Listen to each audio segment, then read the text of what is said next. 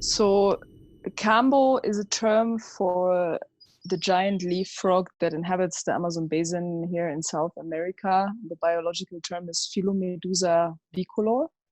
It's a night active frog that lives high up in the trees.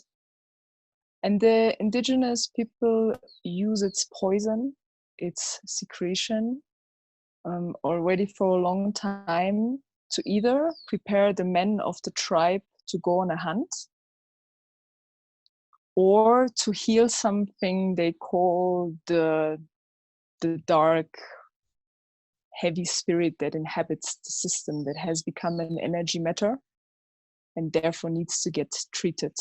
Yeah, to explain these things a little better, the Kambo medicine for the indigenous people is warrior medicine, because it connects you stronger to the spirits of the jungle. You can hear better, you can smell better, you can see better.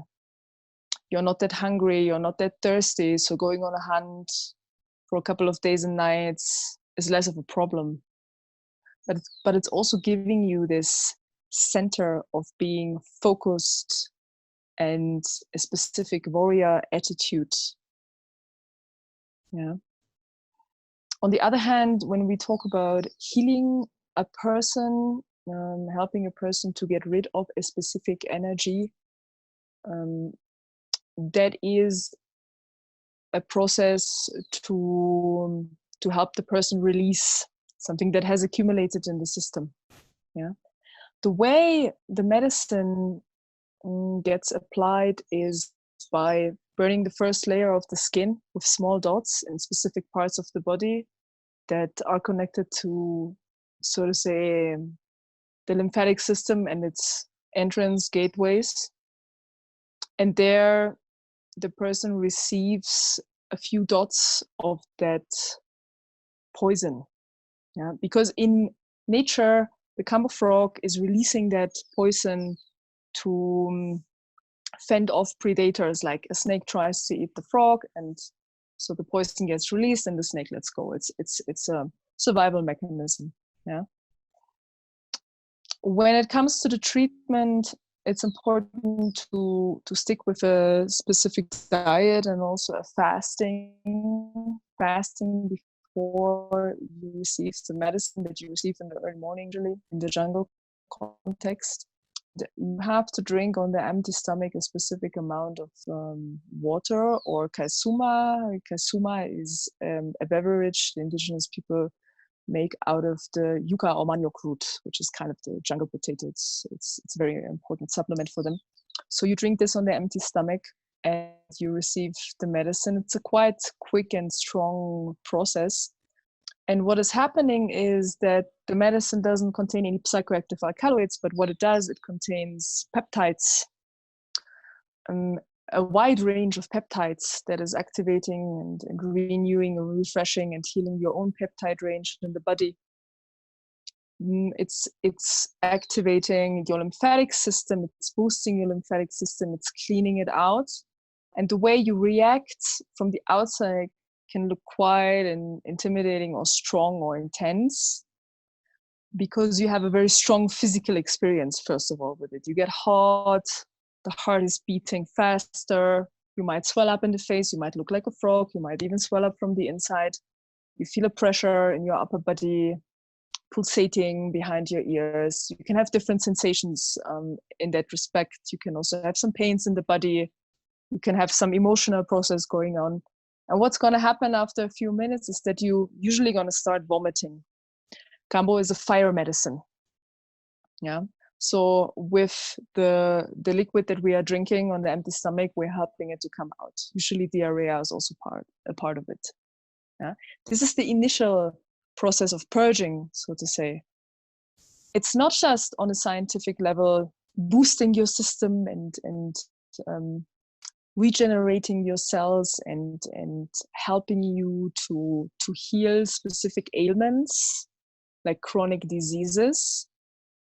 But what it is doing is also taking out energy that has become something chronic in your system, maybe a depression, maybe a sadness, maybe not knowing where to go in life. Personally, for me, the Kambo medicine gives you a direction for your life. Yeah, it's a very gentle and loving medicine, the spirit of the frog, even if the process might sound and look intense, but the spirit of the Kambo becomes your friend and your guide, and it will be there for you to help you maneuver and navigate through your specific intention to work with that medicine. This is how I perceive it personally.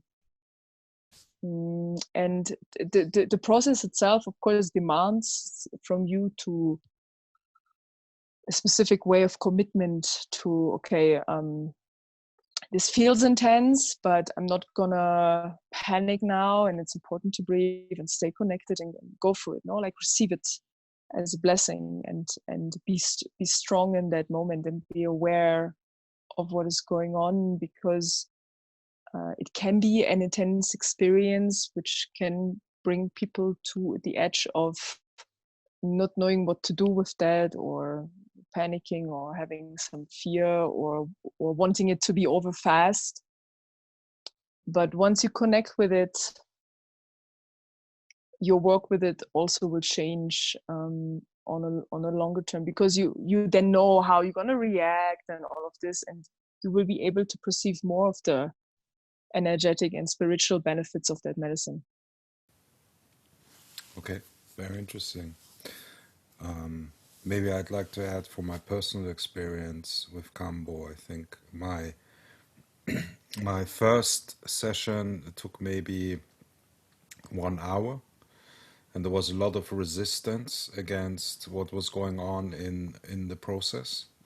I have to say, I was also in a quite special situation. I was just separated from the woman I was in relationship with for 11 years and 8 years married, and we were just about to get divorced. And this medicine really helped me to process a lot. And it was interesting how the first few times, actually, there was so much resistance to go into the process and to purge. And then really, after a couple of times, the whole process took 10 minutes. And the 1 hour process, of course, much more intense, because it's an intense physical process. And that's also the reason I feel like, I don't know what your experience is from the people you know, but I feel like, because it's just an intense process and doesn't have any psychoactive or obvious psychoactive effects, that a lot of people don't want to do it, because it's not, as I said before, I would call it fancy.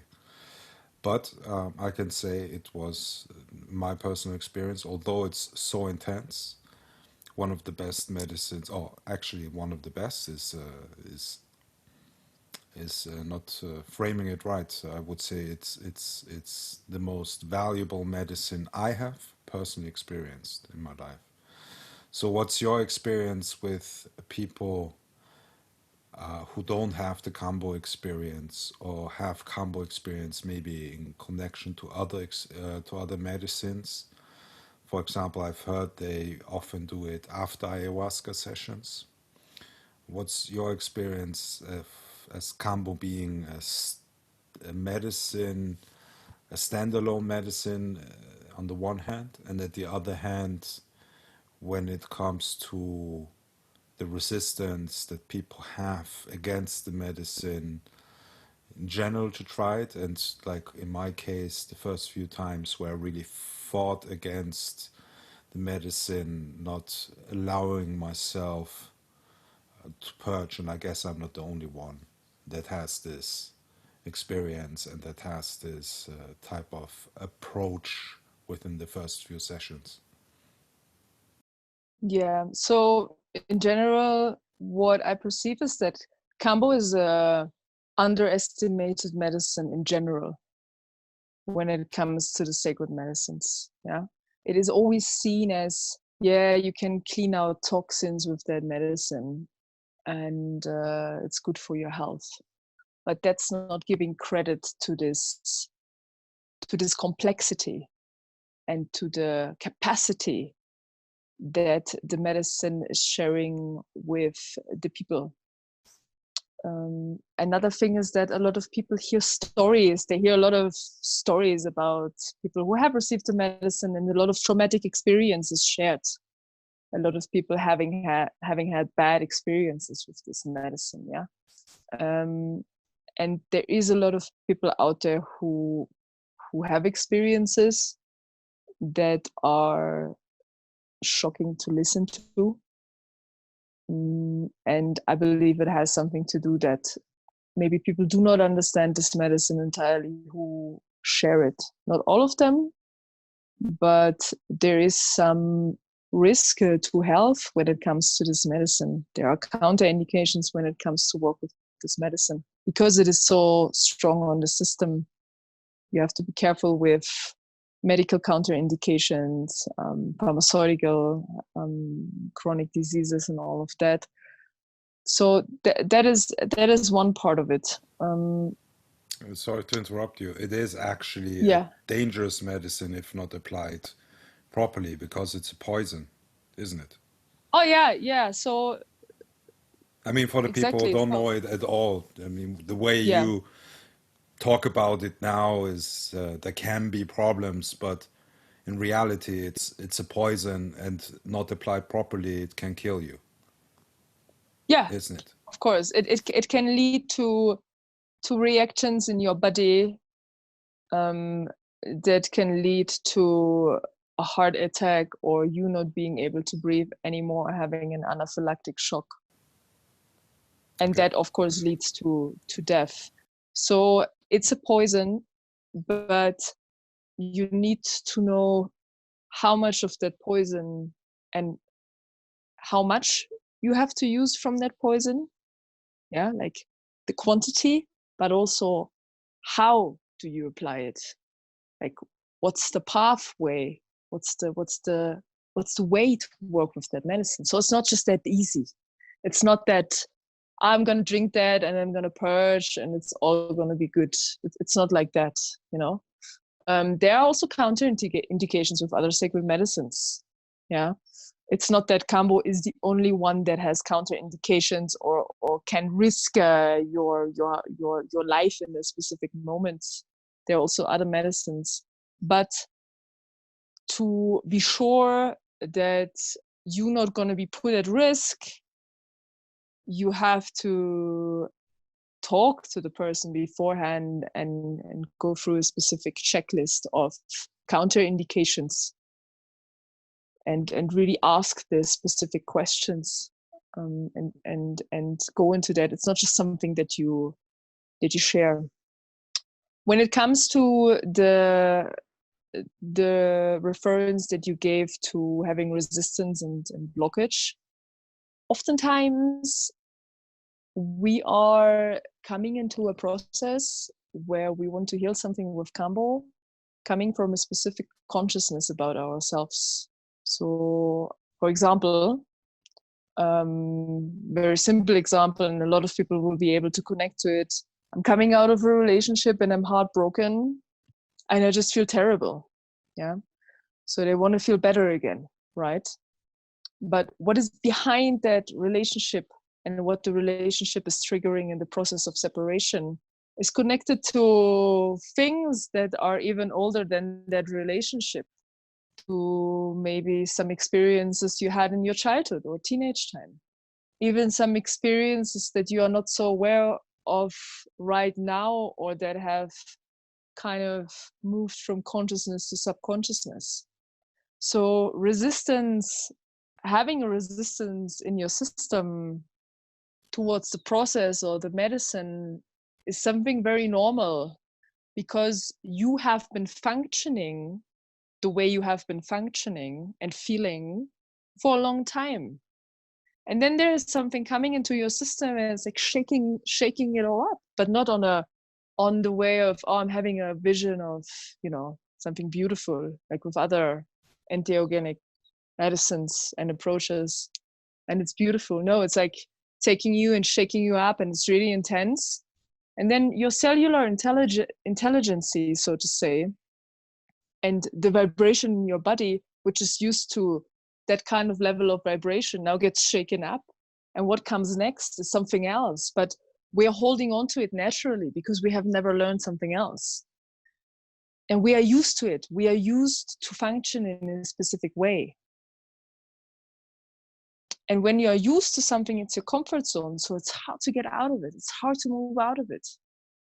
It's hard to, it's a challenge to change your life and really face it. So of course it's normal and natural, and there's no big deal about this, to feel a resistance or to have a resistance a blockage is showing throughout the process. What is important is this medicine is also not for everybody. Not every sacred medicine is for everybody out there. You really have to feel the call. And even if you are aware of, wow, it's a difficult process and I have resistance, and wow, that was a crazy ride, but still, if you feel like you want to continue working with it, if you have the call and you have the yes, because it's your free choice to work with this medicine, you work with it. But if you feel like that's not for me, no one should be forced to work with that medicine or with any other medicine.